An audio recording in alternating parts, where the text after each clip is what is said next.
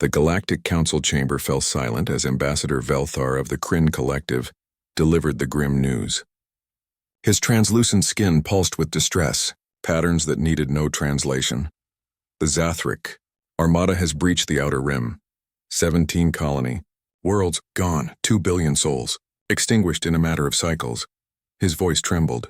Through the neural interface, our combined fleets cannot stop them. They adapt to every weapon, every strategy. We are without hope. The assembled representatives exchanged worried glances. Crystalline beings, energy creatures, hive minds spanning star systems. Each civilization had contributed their finest warriors, their most devastating technologies. All had failed. Ashley Reeves stood in the observation gallery, her arms crossed, watching the proceedings with detached interest. As a human military advisor, she wasn't supposed to be here. Humanity had only joined the galactic community 50 years ago, barely a heartbeat in cosmic terms. They were considered too young, too primitive, too emotional to contribute meaningfully to galactic affairs. They're going to lose, she muttered to her companion. Alex Chen, humanity's unofficial diplomatic attaché, nodded slowly. His dark eyes reflected the holographic carnage displayed above the council floor. They've been fighting for 3 years with precision and honor. War doctrine straight from their military academies. War isn't an academic exercise, Ashley replied coldly. She'd seen the Zathric tactics. Efficient, logical, overwhelming. They conquered through mathematical superiority, calculating victory probabilities before each engagement. When chances exceeded 80%, they attacked. Otherwise, they withdrew and regrouped. It was warfare distilled to pure game theory. The problem was that every other species in the galaxy fought the same way. Minimize casualties, preserve resources, calculate risk versus reward. War was a chess match played across star systems, governed by rules as ancient as spaceflight itself. Humans didn't play chess when extinction was on the table. They flipped the board. Ambassador Velthar. Ashley's voice cut through the chamber as she descended the stairs, ignoring protocol. You said you're without hope. That's when you call us. The council turned as one. Velthar's skin patterns shifted to confusion. Call. The humans. Your species has 3 colony worlds and a defense fleet numbering barely 200 vessels. What could you possibly... We're not offering ships, Alex interrupted, following Ashley down. We're offering something you've forgotten existed. Something you evolved past millennia ago. And what would that be?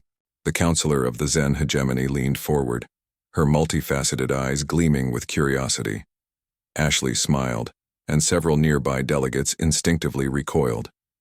There was something predatory in that expression, something that touched ancient evolutionary memories they'd long since buried. Desperation, rage, the willingness to sacrifice everything for victory. She pulled up the holographic display, her fingers dancing across the interface.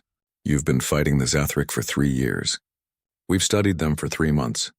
Want to know what we learned? The chamber waited. They're predictable, Alex continued. Every tactical decision based on probability matrices. They've never encountered an enemy that intentionally chooses disadvantageous positions, that sacrifices pieces without strategic value, that operates outside mathematical optimization. That's suicide, Velthar protested. No, Ashley corrected. That's human. You want to stop the Zathric? Give us command of the defense at the Kepler Junction. The council erupted in protest. Velthar raised his appendages for silence. The Kepler Junction is the gateway to the core worlds. We cannot entrust our survival to a species barely out of their atomic age. Then you'll die with your pride intact, Ashley said flatly. The Zathric will calculate their victory probability at 97% and destroy you systematically. Or you can give humans a chance and introduce them to something they've never encountered. Unpredictability wrapped in organized chaos. 3 days later, Admiral Marcus Wolfe led humanity's contingent of 43 ships, everything humanity could spare, to the Kepler Junction. The Allied fleet of over 2,000 vessels awaited, their commanders skeptical, their crews confused. The Zathric arrived exactly on schedule, their armada of 5,000 vessels approaching in perfect geometric formation. Their probability matrices gave them 98% chance of victory. They had never fought humans before. Ashley watched from the command deck of the UNSS Indomitable, her tactical board alive with data. All human vessels, Protocol Berserker. Authorization Reeves Alpha 7. Across the fleet, human ships abandoned defensive positions. They didn't reinforce weak points or concentrate fire on logical targets. Instead, they accelerated directly into the Gothric formation at maximum velocity, engines screaming, weapons blazing indiscriminately. It was madness. It defied every principle of space warfare. The Zothric computational network stuttered, trying to model this behavior. Enemy vessels approaching with 0% survival probability. Targeting patterns showing no strategic value. Energy expenditure exceeding any conceivable tactical benefit. The error cascaded through their fleet consciousness. Does not compute. In that moment of confusion, the human ships struck, not with sophisticated weaponry or elegant tactics, but with raw, brutal violence.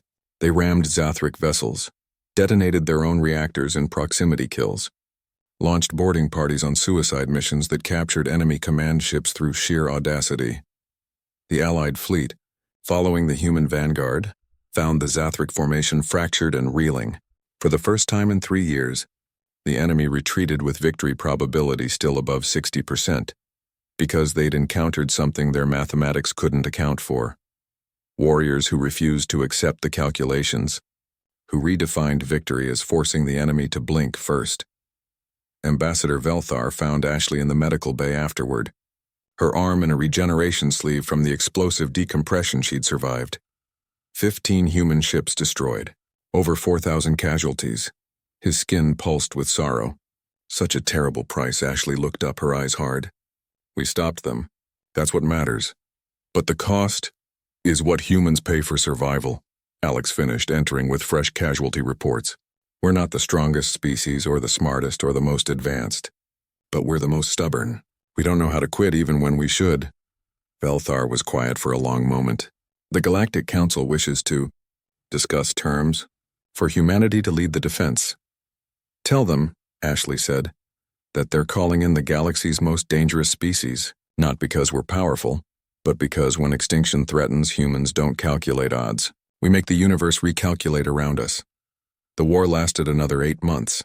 The Zothric never adapted to human tactics because there was nothing to adapt to. Chaos has no pattern. Eventually, facing an enemy that redefined victory conditions to include mutual destruction, they withdrew to their home systems and sued for peace. The galaxy learned a valuable lesson. Evolution may favor intelligence, but sometimes survival favors something far more primitive, the desperate fury of a species with everything to lose and nothing left but hope. Wrapped in madness, humanity had finally found its place among the stars, as the monsters you called when all hope was gone.